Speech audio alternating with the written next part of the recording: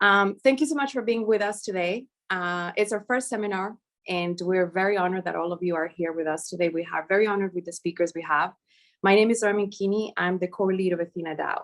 We're a decentralized collective looking to fund women's health research and to support education and access. I have with me some of my core lead team and also part of the science team. I let them introduce themselves. Maria, if you want to say hello to everyone. Sure. Hi, everyone. I'm Maria, and I'm core science at AthenaDAO. So I'm responsible for deal flow and sourcing projects. So if you are interested in applying for funding, please feel free to reach out to me. I also work at Apollo Health Venture, which is a VC firm funding aging and longevity related companies. And previous to that, I did my PhD in biology of aging and now reproductive health. And I was looking at ovarian aging and different types of ovarian damage, mostly with chemotherapy, and whether this could be alleviated by a molecule called NMN. Thank you, Maria. Inez, do you want to say hi? Yeah, just a quick hi from my side. My name is Inês, based in Portugal, and I'm the ops lead here at AthenaDAO. Yeah, very excited to be here. I'm sure we are going to have a very interesting seminar. Thank you, Inez. Lou, do you want to say hi? Hello, everyone. My name is Lou. I'm a PhD student in National University of Singapore. I'm working with Brian Kennedy to do some ovarian aging stuff. I may be sharing more of my research later. I'm also a member for the AthenaDAO science team and also the deal flow working group. So like working with Maria. Thank you, Lou. So just one thing, if I could ask everybody to keep their cameras off while we do this seminar, except for the speakers, I'll really appreciate it. Sorry about that. Don't want, as we're doing the recording, it's just the best way to do it. We really appreciate it. I'm still admitting people right now, but let's get going into AthenaDAO. Some of you know, some of you are contributors to AthenaDAO, and some of you are just getting introduced to our concept, to our concept. So a DAO is a decentralized autonomous organization, and it offers a new model to organize talent, communities, and capital around a mission. So we're not like a foundation, we're not like a VC fund, we're not just trying to do education models, we're all of it combined in one. And the thing that is more interesting about the DAO is that it really goes from not just the wanting to do advocacy, but also taking action in it. A lot of you are amazing trailblazers in the field of women's health research. And what we offer here is just another option and opportunity to fund what is a traditionally overlooked area of research. I don't think we need to spend a lot of time in going over those data points in terms of how women's health research is overlooked. We think that it's one of the biggest mistakes in the biopharma and biotech industries. But as we all know, science is paradigm for this. And the one thing that the DAO allows us to put more money into science rather than just focus on equity investments. The other aspect of the DAO is that it brings a network of people together, and you can actually create your own projects within the DAO. The most interesting aspect is the collaboration. We're very honored that we're working with people across the world. Some of our speakers today are tuning in from Singapore today. Dr. Luciana LaFollette, she's tuning in from San Francisco. Some of our core team is here in Europe, and I myself am in Toronto. So the opportunities are boundless in terms of organizing talent around this mission. What we're looking for is to work with a lot of you and to collaborate and to bring more capital into basic science. We really are happy that you're here. And we are going to tell you more about Reproductive Health Report and the reason we're having this seminar. So the Reproductive Health Report was our first, I would say, call to action that we did. We published it in December of 2022. It was a 22-page report on where reproductive biology is today. We focus mostly on ovarian aging and a couple of other sections like IVF, which a lot of women obviously are interested on because it's an option to having children in later life. It was the first report of its kind, and it was funded by donors and quadratic funding by Gitcoin, which is a Web3 native tool. Gitcoin has already funded 55 million, something like that, dollars in public goods, and they are all Web3 public goods. So there is a great opportunity in this ecosystem. All the money raised from this round went to pay for the researchers that contributed to obviously writing the report, all the artwork, everything else that went into creating it. It's an open access report, so anybody can have it. And the idea is that it's a public good. It's a way to show that Web3 can have impact. And the reason we're having this seminar today is to go more in depth into some of the subjects and some of the some of the contributors and some of the people that actually we feature in the report.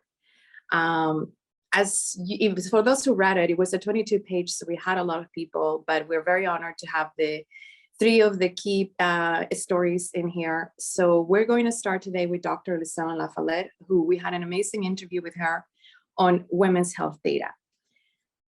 I'm going to ask our other 2 speakers, Dr. Zhongwei and Dr. Enrique, to please turn off their cameras. So it's just Lucella and myself. Hi, Lucella, and thank you so much. My pleasure. I'm going to let you first introduce yourself, and then we're going to get going on the interview part.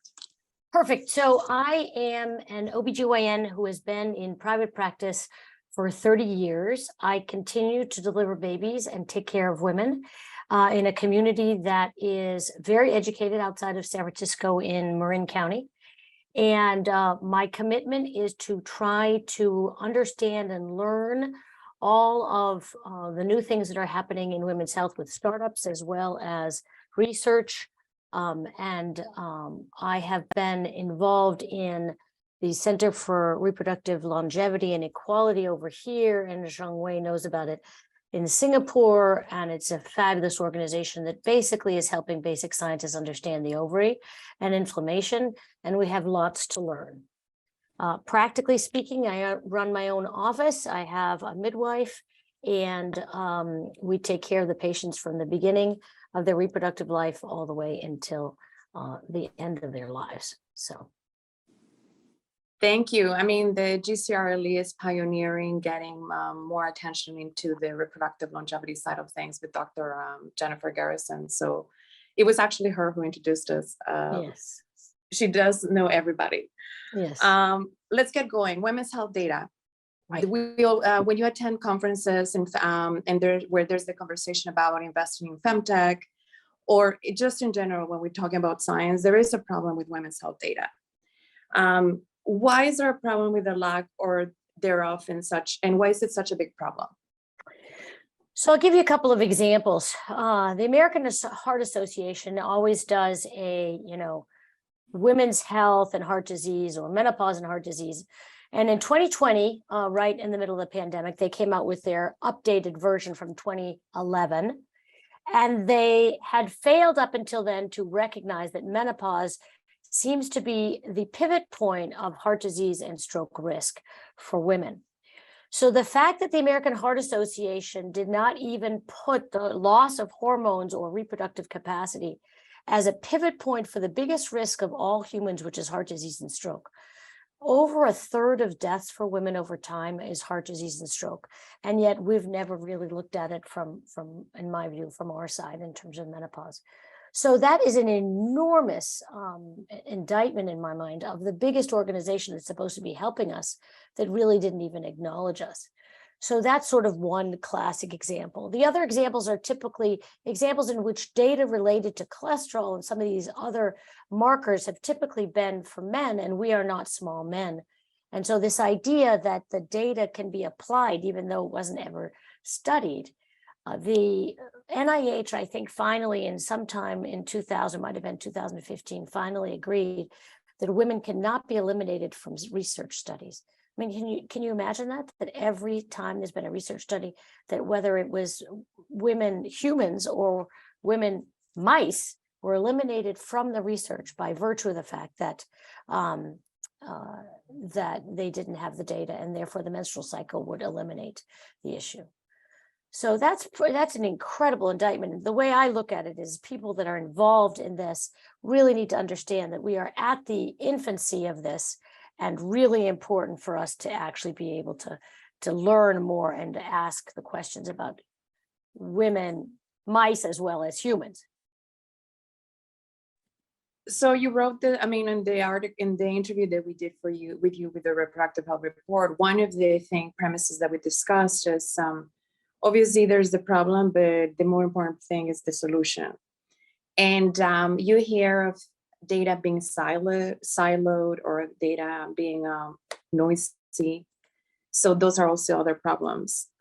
Moving on to the solution, what are some of the solutions that you as an OBGYN you find, who's also the researcher, are we working on currently to solve the data problem in women's health? So if you think about all of our own silos of how we approach health and research, is we have to actually broaden the conversation. I'm a clinician, right? I'm at the front lines. I need to be able to tell my patients, look, we really don't know whether cholesterol lowering agent, a statin, helps you in terms of your heart disease risk. And then I need to be able to say, look, but the NIH is doing a study, or CRLE is finally doing the study, or whoever that finally feels as though it's important enough to ask that question does the study. I mean, these are huge questions, and they do affect our lives every day. So I think one of it is education. The second is urgency from our perspective of how important it is to have not only asked the question, but have then done the research. And we may also need to go back in time, because usually there's some teeny paper that may have come out in the 70s, 80s, or 90s that nobody really paid attention to, that might have actually asked some of these questions. The NIH did not have a branch of women's health until 2020, which is really hard to believe. The National Institute of Health, for crying out loud, 50% of the population isn't even being represented. But we're catching up fast. I think things like this make an enormous difference. Obviously, Singapore is another center in which we're actually getting lots of traction to be able to do these studies. The ovary is the first sign of aging in women, and I think that's an enormous insight on how we age well. So we just have to educate us each, and then each of us need to be ambassadors to be able to talk about the research and to talk about what's needed, and to be pressing people that can actually write the check to be able to do the studies.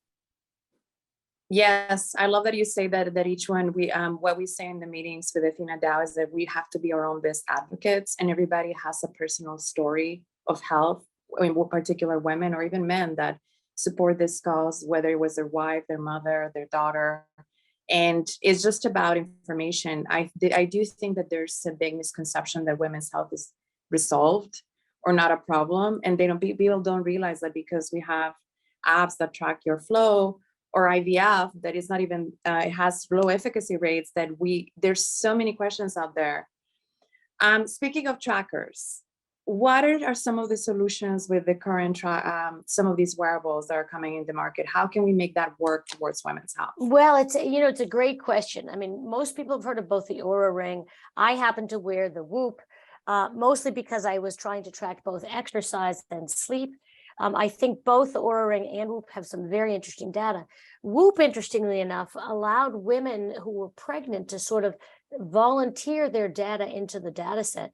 And I think they had something like 1,500 women that showed that there are some signal changes in terms of heart rate variability and resting heart rate that are about 10 weeks before the baby delivers. And in preterm labor may in fact be even earlier than that, that may indicate that something's happening in the body before a baby is delivered. And I think that is enormously important. I think the problem I have with these wearables is they have to get closer to the clinicians and to the centers that will then use that data prospectively in a study to be able to actually see if we can tell a difference and what could we possibly do to change that. And I think one of the big problems in my view is, what are you doing with all this data, guys? Come on, let's get it to the scientists that can actually then create the study to be able to see if this was just a one-off or was this actually something that's really important to track. We almost have, but 10 minutes go by really fast. So I want to ask something, because we as women, we want to find the solutions. how can women, and this is something that we're talking about in the DAO, but how can women right now who are motivated on the data side of things, where can they find the studies where they could actually participate, or the research that could lead to more generation of women's health data? I know that you in your private practice did something yourself, and I know you have a lot of ideas around that, but can you like right now, any woman who's curious, where could they find this? Right. Well, it's a great question. How do women access studies, right? Good question. Number one is you have to have a researcher that actually is doing studies. I've been doing a preterm study in my office. I've been doing a genetic study. There's some data out there that we can actually isolate trophoblasts for full genetic, sort of amnio grade genetics in women. It's literally 1 cell in a million. And a couple of companies in the world have been able to isolate those cells to be able to look at genetics of the fetus. There are, so you have to go and you have to start looking around. I always tell people, start with the universities, because that's where they should be doing the studies, and then see if you can actually get into a study, or if there's a way to volunteer, or if there's a way to actually get that study to be publicized more so that you can actually participate. The problem usually has to do with boots on the ground, right? I mean, for many of these studies, you need blood work, you need intervals in which you're getting studied. I did a very large study on inflammation based on a study that came out of Stanford called the 1,000 Immunome Study. And it was like 5 or 6 visits over 7 months, in which we tried to see if we could, with supplements, decrease inflammation. I think one of the problems with getting private funding is you have to recognize that there's an entry and an exit. And sometimes the exit isn't pretty. In that particular study, the exit was curtailed by the venture capital people that had their money in the pot.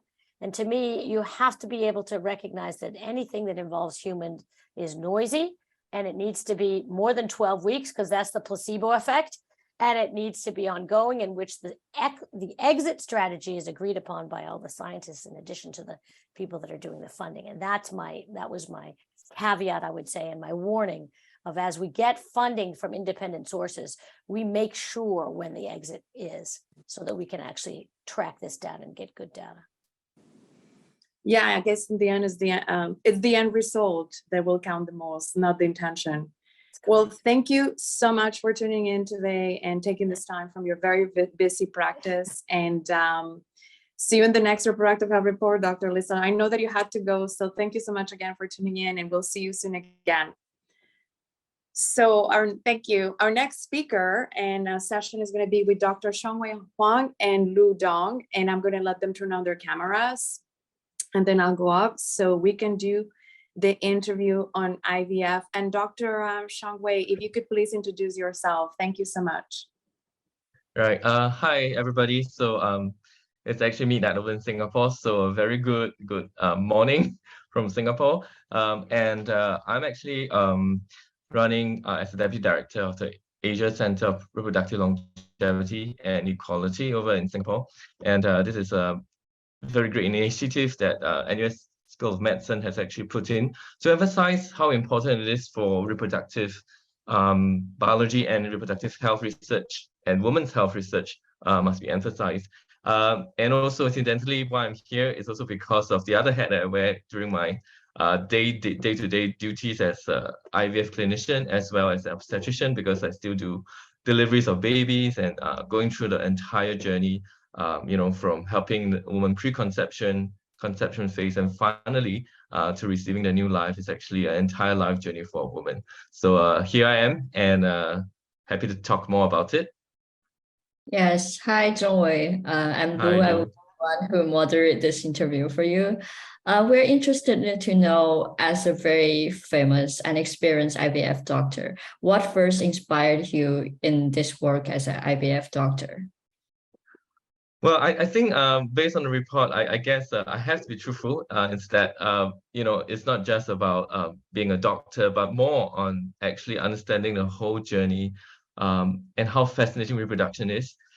So that all happened when you're a younger person. When I was doing looking after my pets, hamsters, fish, and animals, and realized that how life is created in a very unique way. And actually, all the while I was thinking of trying to be a vet so that I could also be an IVF doctor for different species, trying to see new life being created and formed.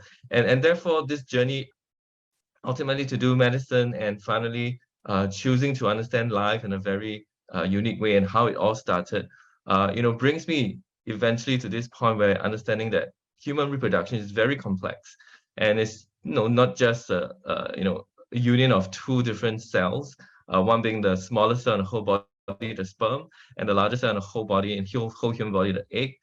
There's still a lot more after the event that happens, and many things that could actually lead on to it. So it still fascinates me, whenever I have a couple conceive, and then after that, when the woman gets pregnant and through the entire pregnancy journey, it's just how fascinating that life begins to grow. And when you see the new life in your hands, that kind of a joy and adrenaline rush that comes with it is really, really fascinating. And it still continues to fascinate me till now. So I guess that's what keeps one going. It's very good that your dream since young come true now, and you can really help a lot of patients now. And like from your usual clinical practices and experiences, what common misunderstandings do your patients have with regard to IVF? Well, I guess the most important thing that many couples come in is that assuming that IVF is the answer to everything. So they have problems trying to conceive, and they may not understand that it can be a man's problem, it can be a woman's problem, it can be both problems, or sometimes with the current technology, we can't really find out what's the real problem, with them not being able to conceive on their own. And many a times they just expect a quick fix, but unfortunately this is not the case, because many times in human reproduction there are a lot of things that are not yet known clearly. We do know the basics, we do know what works, but there's so much more that we need to understand further throughout the entire human production process. And I think one thing that most couples come in, that I find it really hard to sometimes talk about is actually the age of the couple, essentially the age of the woman, because that seems to be the most significant predictor. I'm sure Dr. Foley will know that women once get older, the egg quality gets poorer, and the chances of just trying to conceive or even the complications after conception can actually increase rapidly once a woman's older. And sometimes just telling this facts just based on one clinical parameter or something that we can't change, that's age, has to be come out very, very clearly and stuck in front of the person's face, especially the woman. And this is something that many women will just be very upset about it. Like, why? Just because I come at this age and you tell me that I can't get pregnant. So there's still a lot more that we need to talk about. And by the way, age is just not affecting women alone. So as a man gets older, his chances of having a healthy, helping his partner get a healthy pregnancy is also much more reduced. It seems like age is like the biggest factor that affect the IVF outcome. Is something that we couldn't really change, and that's why we need to do more research on over and aging, I guess. That's the main reason why we are here. Yeah, exactly. Is there any other medical conditions that might be the major factors that impact the IVF outcomes? Well, IVF on its own, for more than 30 years of its inception and already in the market, to try to help couples, it's not really a very successful technology. So overall, most IVF successes are between 30 to 35%. And again, it's very dependent on the age a woman starts. So I would say that, two approaches to this is that we always focus on the women during the entire process, which as IVF clinician and someone who's doing fertility, it is very clear that yes, the more eggs I have that can help the woman obtain during the treatment, I probably give her more chance. It's a number game. The more the better. But at the same time, this could be limited by the woman's own biology and other medical conditions that she might suffer from. For example, things like this painful condition called endometriosis, the women suffer from when the womb lining is outside the womb itself and deposit in the pelvis, or it could actually deposit on the ovaries and causing huge chocolate cysts, which call it clinically, that needs removal when it gets too big and affect the woman's lifestyle and causing pain, as well as this very not so rare condition, I would say, and I'm sure my other OB/GYN colleague will notice that 1% of women actually have this condition called premature ovarian insufficiency, and they don't really get discovered until the woman comes to the office, and then starts to screen for fertility status, and that's where all these things are found out. So this is something that may affect the number of eggs that we collect during fertility process itself, and this could be a huge problem. And then the other thing that fertility specialists cannot exclude and also just leave it alone is that the partner is the main problem as well, because now more and more men are facing fertility problems that involves men, and having very poor sperm quality and a dropping sperm count throughout the globe itself suggests that there might be a problems also with male fertility, and this is something that we have to both tackle these problems. Yeah, exactly. Actually, AthenaDAO is also looking at endometriosis as one of the major area of research that we're looking for. So we welcome project applications with regard to all these women health conditions. My last question would be, you have mentioned about expectation management with regard to the old age, like the low success rate. What other suggestion would you give to couples or women who intend to do IVF? Well, I think when a couple embarks on the journey to conception, I think it is very important that they know that a biological clock is unfortunately ticking. As we try to delve into the deep research on how we can improve fertility for both men and women, especially in women, ovarian aging is a problem that starts very early in life. I think they need to really start understanding that they can't wait forever, and it's always better to get assessed early rather than late.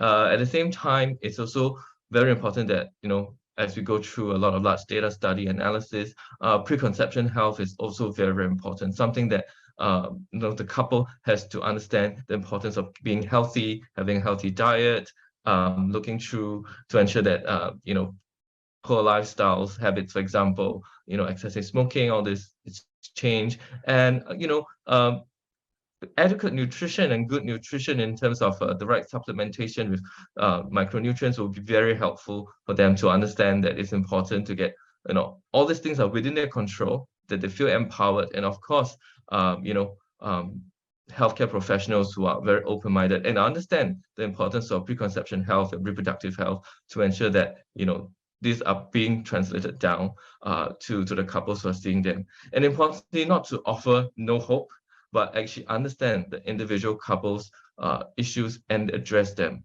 So another condition that I haven't talked much about, which I'm very passionate about, is polycystic ovarian syndrome.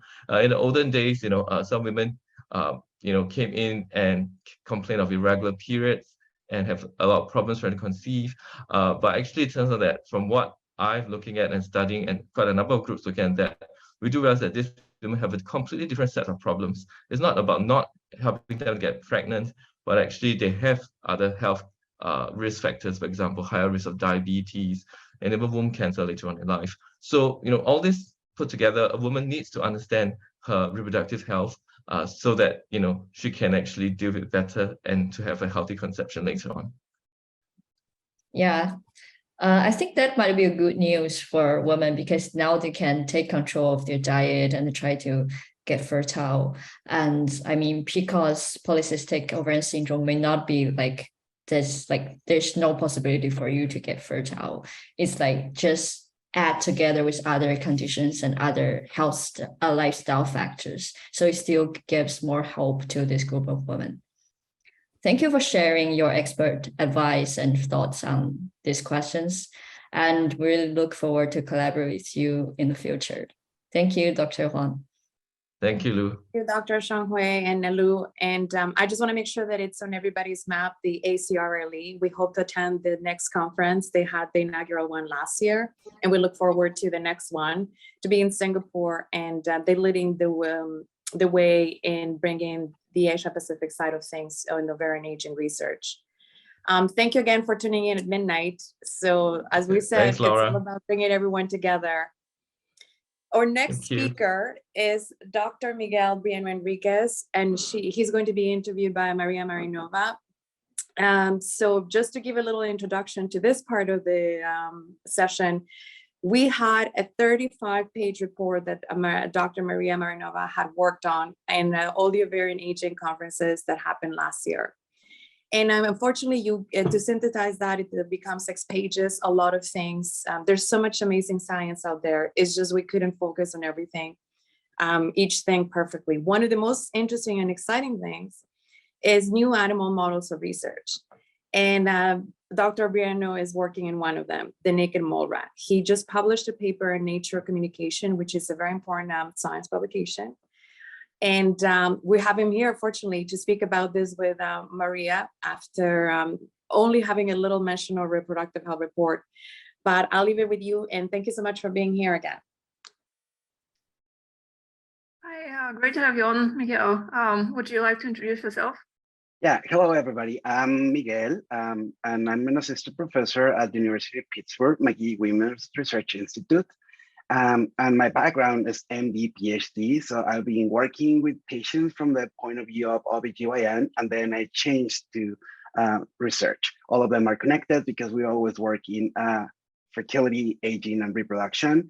And now in my lab in Pittsburgh, we work in different aspects that modulate the aging in the ovary, but also how other aspects like environment could be affecting reproduction in technically human, but using new models. So in a specific, we work now with the naked mole rat. But for those ones that they don't know it, this is the pretty version, a stuffed animal. But yeah, that is what we do here. Great. Excited to learn more about your research. So just as a bit of an intro, we're going to talk about animal models. And when people usually think of animal models or biomedical research, the first thing that comes to mind would probably be mice. And mice are quite useful most of the time, but we have to keep in mind that they're not tiny humans and there are many differences. And one of the key ones for reproductive longevity is that they don't undergo menopause. So we are looking for different models, but you have taken on a different path and you're looking for a bit of a more unusual model organism, the naked mole rat, which is fascinating for a lot of researchers in the aging field because they're extremely long-lived given their size. And there are some questions whether they even age at all or not. So could you tell us more about this model? How are they so long-lived? What's their social organization and their reproductive lifespan? Yeah, for sure. Okay, so let's start with the minimum thing. So these little animals are from Africa, from the region of Kenya, Ethiopia, and Somalia. And they start to be really famous back in the 70s because they were like the first eusocial mammals. That means that just like bees or ants, it's a queen and she rules everything, and then comes the different animals that they have functions within the colony. Later on in life, they discovered that they have this super long lifespan respect to the size of the animal. So far we know that these little things can be lived for 37 years. So that is like incredibly huge compared to what is happening with mouse or other rodents. On the top of that, as you mentioned, they start to be a really good model because they detect that the risk of cancer is close to 0. But on the top of that, they have many other things that they feel the pain in a different way because they have certain modifications in the pain receptors. They can be without oxygen up to 80 minutes and they still perfectly fine. But the most important part for us was like the queen could be fertile during the entire lifespan. And that is incredible. It's like, because there's not these kind of situations in other animals. And also because if you think in time, the 37 years that this animal, 36 years that this animal will be fertile also match a little bit with how we expect that the female or the ovary will be functional in human. So that takes us to see what is happening there, because something different compared to other species needs to be happening. On the top of that, we know that they have like a cycle that is close to human, is 30 days. And there are like certain reports where they say that they could have like periods and bleedings. We're something that we are working on that, but we are focused on how the ovary is working and how we can learn from them to do something with other species, including us. Yeah, that's fascinating. They're fertile pretty much as long as us. They're so tiny. So how did you chose to work on this model, and do you think the findings there could translate to humans one day? I think that this is the, I like to talk about the naked morat, like expect the unexpected, and they came into my life in that way. So this could be, sounds a little bit corny, but also it's good to know that I was working with mouse and human. And then suddenly when I was working at Cornell as a postdoc, I got like an email from a professor, Ned Place over there, saying that who wants to analyze naked morat ovaries? So Spanish is my first language. So I tried to translate that, and I said like, I don't know what they are. So they came into my life in that way. And as soon as I start checking the ovaries, I noticed that they didn't look like what we expect to see in another species. And looking for that, we learn more and more, and we start to analyze different parts, and also discovered that similar to what happens with human, a lot of the research in the naked morat was done for cancer and aging in males. But here, the interesting thing is like, seems like the females are the ones that are ruling the colony, and their work different. And now there are like more experiments talking about epigenetic clocks and things like that in the naked morat. And we know that in the case of the queens, they're younger from the point of epigenetic clocks compared to other species. But from the point of view of how the ovary is controlling these or what happened, we don't really know anything up to the last paper that we recently published. Previous to that, we have something published, but before that was like 1978 when there was like the only and unique paper talking about the naked morat and ovaries. Yeah, speaking of your research, can you tell us more about your most recent publication in Nature? Yeah, for sure. Okay, so what we think in human and other species, we know that during fetal development or embryo development, we create all the germ cells, right? And after that, everything is downhill. No matter what you do, no matter, you can prevent that the quality is better or certain things like diet and things that we're working on, but the number, it's not modified. They can go up. It's always go down. So when you think in an animal that is living 37 years and is fertile for 37 years, it's like the first thing that you try to think is like, okay, so maybe they have a lot. That is the option A. Option B, in the case of human and other mammals, we kill a lot of them. So we create a lot, but for any given reason, those ones go to apoptosis or different kind of cell death. And the third one is like, well, maybe they don't kill that many, or the third one that is like, maybe they're pulling more into the pool.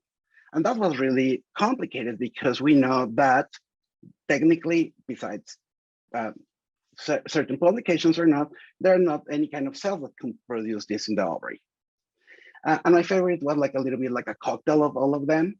So we decided to analyze this. And the first thing that we found is that the number of germ cells that are in the naked morat ovary is like incredibly huge. So by postnatal day 8, we have 1.5 million. So that is like around 95 times what we expect in mouse. And it's closer to what we expect to have in human at birth. So the important part of that was that also the ovary looks a little bit off in the sense that the development looked like way more similar to what is happening during fetal development in mouse and human. So we decided to analyze what was happening. And also that was like something really interesting there that is like cells start to go up. So we have less cells at birth and then at P8 more. So cells need to come from someplace. So using different techniques and stainings, we looked for a population and we found a population of cells that are dividing postnatally in the naked morat ovary. This means that they have the capacity to generate new germ cells postnatally. So once that we know that there are a lot and they're like producing more, the important thing also is to know, well, maybe they produce more and they're like dividing, but they're killing. So we follow with different techniques to see the cell death. And we found that the cell death in this species is like really small compared to other ones. So worst case scenario, by day 15 postnatal after birth is like 1 million. So even killing so many eggs are, you can have a lot. And this is cool, but if you work in science, they say like, well, maybe it's because all the development is shift and you are just seeing that for a little bit longer. So the key part here, and thanks reviewers, is like what happens with the adults. So we went to the adults, we analyzed them, and we found that they have this massive germ cell population, but also no matter what, if they were like queens or subordinates, they have a population of cells that were positive for the markers of the cells that generate more eggs. So we activate them, so we create new queens, and this is the big difference in the bees or the ants. Just one could be the queen. Here, every girl can be a queen. So that means that there's a mechanism that we can hijack to try to activate it in other species. And then what we saw is that the number of cells start to go up, and we can see that they were dividing. So since cells dividing in the ovary is quite controversial, we take that and we repeat or mimic that in the petri dish, let's say. And we saw that those cells were able to divide in vitro, that they can go further and generate follicles. And this is in young animals, but also in queens. Thank you. So interesting. Are we out of time, Laura? Yes, but I have a question before the out of time quickly, because I think one of the big, we have an audience that goes between researchers and people that know the field well, and then women that are just curious about women's health. Dr. Bia-Echo, what do you think when we talk about, I mean, women need to know that animal models for research are important because we obviously are not able to do a lot of things directly on ovaries. That's already, there's a lot of ethical boundaries there, and obviously to protect women. However, what is the biggest, I mean, I know you're excited about the naked mole rat, but if you could tell in a very easy form that everybody can walk away, why is it so interesting and a great contribution to women's health that we could work with this animal model that you're working on? We just want women to know this. Yeah, so we think in animal models in something that is really far away, but I'm pretty sure that many people in the audience have like family that needs insulin and another hormones. Those kind of original discoveries were taken from animals and then translated to humans. So transfer knowledge from animals to human, it's not as far as it looks. I think that the main or the magic of the model is that it's telling you, or it's like trying to explain how to generate more germ cells. That is amazing for the fertility side. But also in those ones that are not like fertile, there are subordinates, they are like super healthy. So it's telling us about how they can control and keep the ovary healthy to maintain the entire animal. Because we try to dissociate fertility for aging. And in fact, for ovaries, it's like one thing, it depends on the other. And if we can extend the lifespan of the ovary, that will be great. Tell me if any of the females here or the people with ovaries will not be happy to feel like they feel at 30 years old when they're 60, but without thinking that they need to be careful about get pregnant or not. So what are we trying to know is how we can create these structures or manipulate or create new targets to help in this way. That would be very exciting. Thank you so much for this opportunity, and we hope to feature your work more in depth in the next Reproductive Health Report, Dr. Enriquez. And thanks for tuning in today. Maria, thanks for the interview. We are running a couple of minutes late, but we're going to keep it very fast in the next little section. Before we do the Q&A, just wanted to point out that we're going to let each participant answer their questions on the Q&A there. We just wanted to let you know where we're at today, give you a state of account.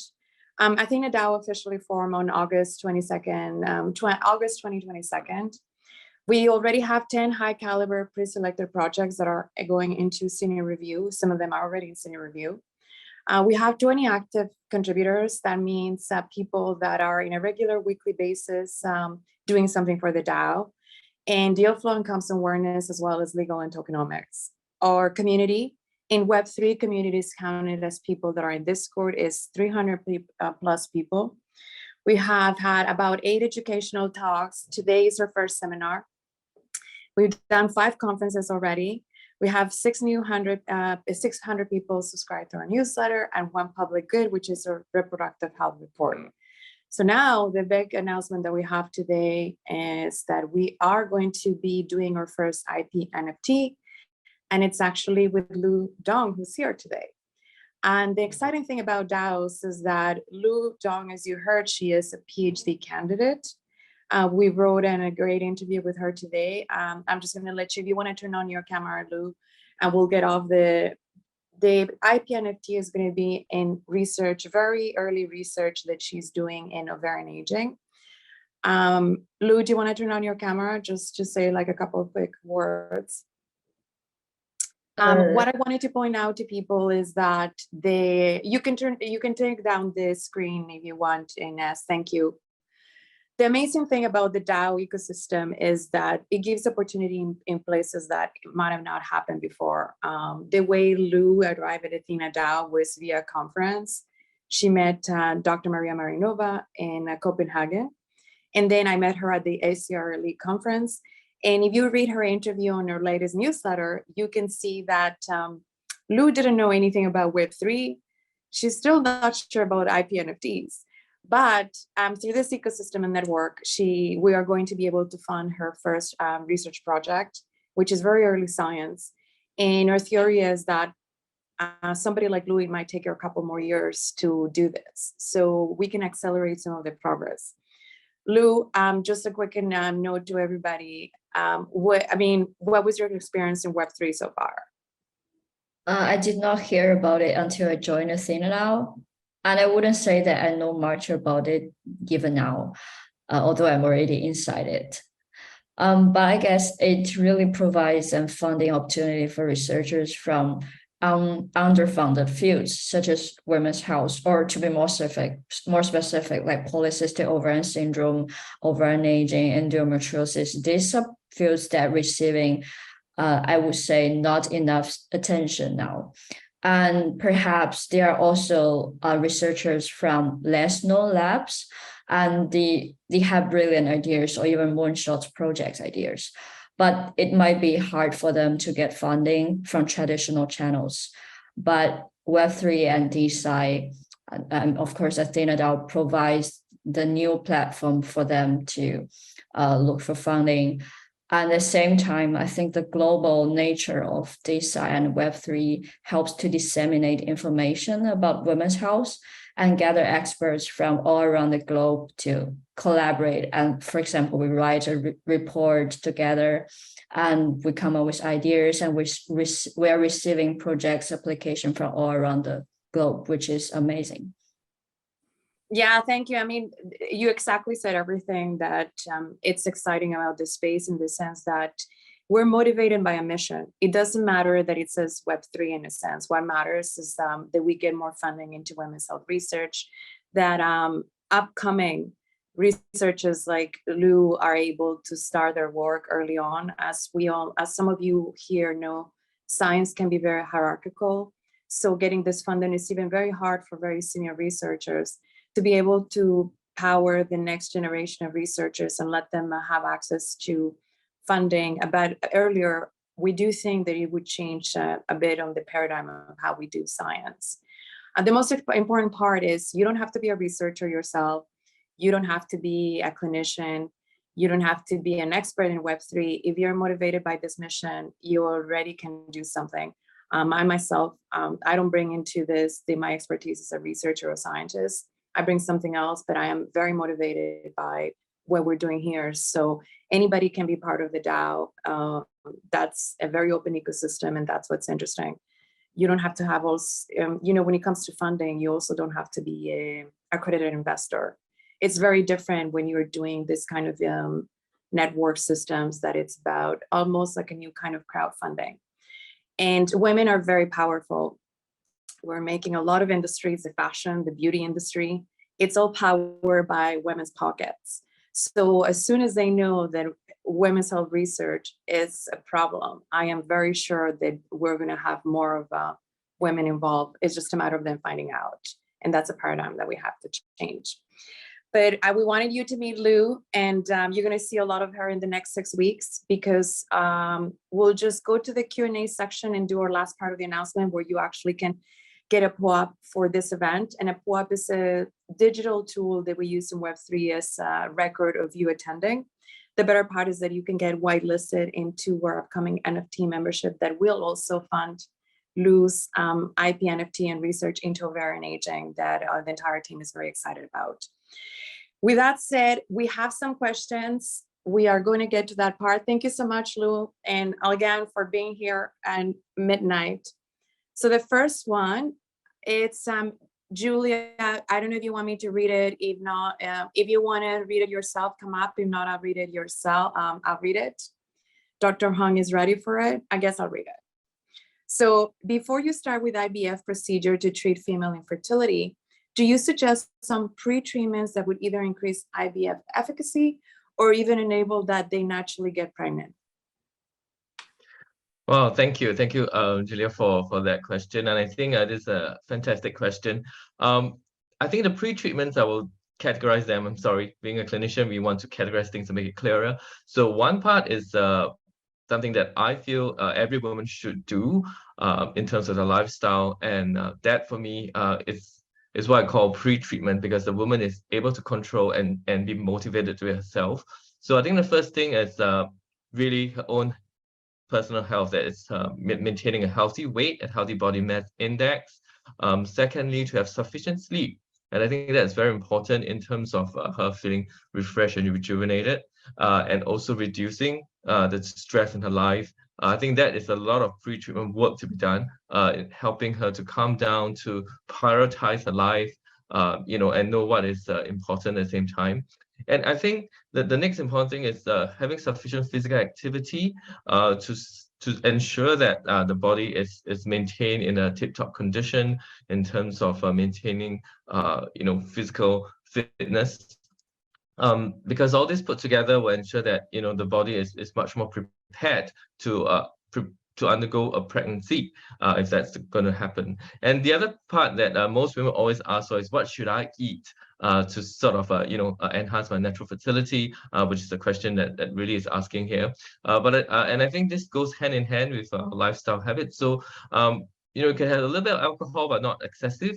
And the other supplements that I would routinely share with women is to prevent anemia, because all women menstruate, and the loss of blood every month actually can result in anemia, and that's not ideal to start conceiving. So please make sure that you're not anemic from your from your doctors at the office. Just check that your hemoglobin levels is good, because they will maintain good oxygenation. The next thing is that folic acid is the only supplement that has undergo a lot of randomized controlled trials that have shown to help prevent what we call neurotube defects, which means deficiencies or problems that the nervous system in developing embryo has. So I will always advise all women to start that supplement early. Minimum, you need 400 micrograms in most diet and supplements. So if you have a balanced diet, it should be quite useful. The next thing that have a lot more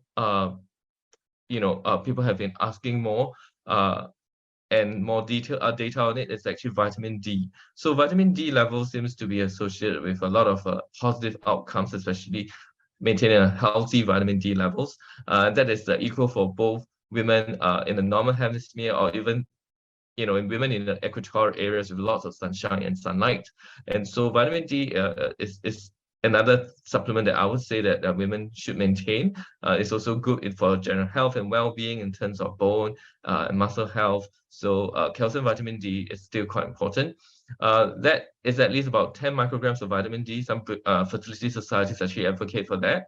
And the last bit is in the world of IVF, and people are talking about adjunct treatments before women come for IVF, and we have lots of supplements out there. But I think one of the ones that have a little bit more clinical data on is coenzyme Q10, which seems to have a little bit of clinical data, especially in certain group of women who are, for example, poor ovarian reserves, and they have undergone IVF treatment, or women who are actually of more advanced ages, say after 35, 37 years of age. This sort of help, rejuvenate the body in terms of its oxidative levels. There are other interesting supplements that have been published about, but the associations are not so strong at the moment.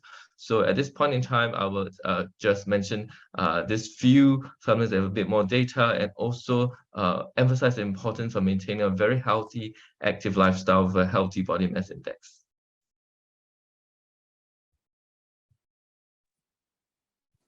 Thank you so much, Dr. Zhongwei. I think Maria has a question for Dr. Briano Enriquez. I'll let you answer that.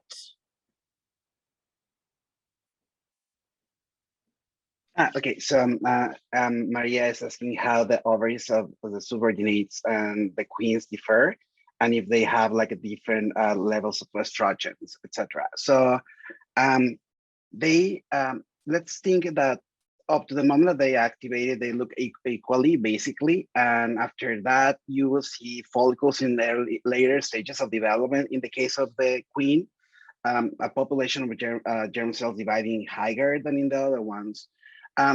What we know so far from hormone levels are some studies that they were performed years ago, and we are working on that. And that means that we need to learn about exactly how are the hormones. I think that from the point of view of the subordinates is something really important that we need to think about it, that given that just the queen is having babies, all the rest of the girls should be like ready to go further and be activated and maintain the species. So they are really highly controlled. So I got a question before if they're like kind of menopause, and I would say more like they're like blocked before the activation of the ovary, more like a prepubertal stage, let's say. But so far it seems like the hormones are like similar to what we see in human. And in fact, when we analyze them with the new studies that we are performing, it looks like it's in that way. And the levels in the subordinates are more close to similar to what we see in prepubertal in human. And another thing that I want to mention is that, for example, the gestation of these animals is really long compared to other ones. It's like 70 days. But also the times of development of the embryo, it's similar to humans. So when you see an embryo or an oocyte from naked rat and the human, it's hard to follow the difference sometimes. Thank you so much for that. Well, we are at the top of the hour, so we know that time is of the essence. We just want to do a quick announcement before us call to action of our speakers into women's health. We are going to do our public NFT membership drive this April of 2023. If you are interested and collect your POAP as well as being whitelisted, please, there's a QR code there, and Ines is also going to drop the list. And what this means is that we are actually going to make it, the DAO is technically in stealth until there is actual memberships into it. And once that happens, we start the entire process of the DAO, which is the governance, the voting, the women deciding where we should put the capital allocation in women's health. We really hope that a lot of you are part of this process, and we're very excited about this. We also have our Bio XYZ demo day, and that's happening this March 23rd. There's going to be a lot of announcements coming up in the next 6 weeks leading up to an actual event. So this is taking place on mid-April. Ines is going to share the link also on the chat. We hope that any questions, we are also available. Please feel free to DM us. Please join us on Twitter, on Discord. I think that the big thing is knowing that we can take ownership of this process. And we're going to close this call is just asking our speakers to please give a call to action to any projects they're working on before we sign off. Thank you so much, everybody, for being here again. And we hope to see you in our next seminar. We're also going to have another reproductive health report actually focused on PCOS and endometriosis that we're publishing this summer. Have a great afternoon to everybody, and I'll just let the speakers give a quick call to action. And thank you so much for your time today. Zhongwei? Yeah, thank you everybody for the interest and time, and it's really fascinating to share more about reproductive biology and fertility, and again, wish that everybody will support this great initiative of AthenaDAO to really focus and get more support for women's health research. Thank you very much. Dr. Briano, thank you. Well, I just want to say that women are famous to be clear about what they want, and they're really good doing it. So I think that this is an incredible opportunity to create like spaces where people that maybe is not the super famous in the system can be developing new technologies and new strategies to improve both fertility but also reproductive aging in females. So work for it, and you are doing, and I think that you're doing great. Thank you so much. Maria or Lou, do you guys want to go ahead? I just want to say thank you everyone for attending, and I know there are some researchers in the audience. If you are thinking of submitting a project, feel free to reach out to me. This is Lou. Thank you for your support and joining this meeting today. The first IP NFT from AthenaDAO would be a project that is led by me in my lab. So that will be a drug screen to find longevity drugs that may delay overall aging. So yes, please support us, and thank you all for joining.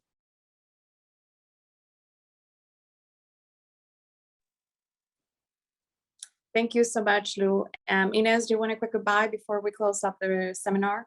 No, thank you very much for everyone for being here. Yeah, I think it's super important to have these discussions because it's like our goal at AthenaDAO is also education. So it's very important for us to share and learn from experts and researchers on the field. So thank you very much for attending. And this will be the first of many more. Yes, thank you so much, everybody. We look forward to hosting you again. And if anybody has any ideas, any research projects, is very motivated about contributing, just, you know, we have the Discord there. You can always email us. You can find us on Twitter, and we have our newsletter. Have a really lovely rest of your week. Thank you for being here. And it's going to be a very bright future in women's health because all of you are working and are motivated by it. Regardless if you're in AthenaDAO or not, we really appreciate your time, and let's push the needle forward. Thank you again so much, and see you at the next one. And any questions, our channels are always open.